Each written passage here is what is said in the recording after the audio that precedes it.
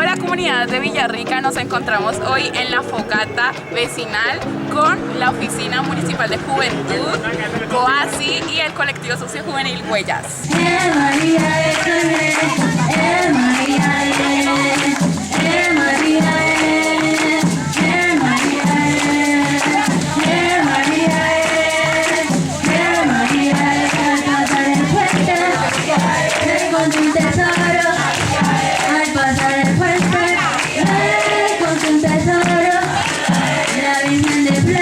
Mi abuelo era de los que picados al valiente.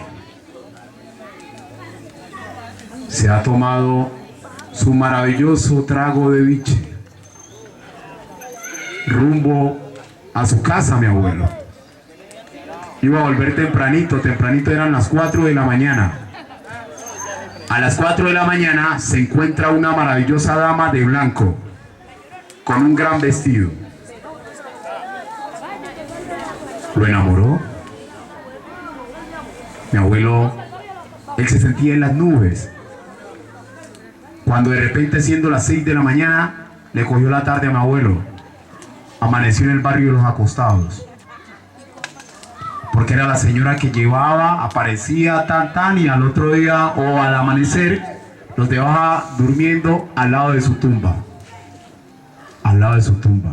Si pueden mirar, ya había alguna cabeza por allá, no sé.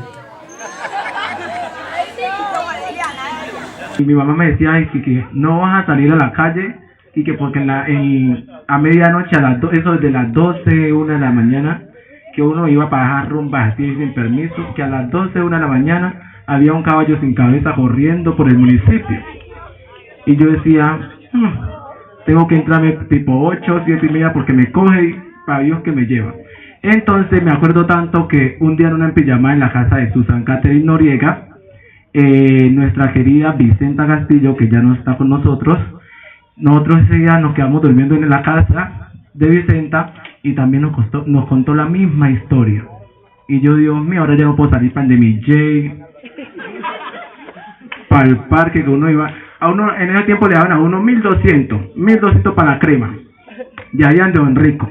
Y yo decía, ¿será que me entro a esa hora o espero más tarde? No es que uno siempre ha sido como determinadito, pero bueno. María peina chubí, María peina chubí.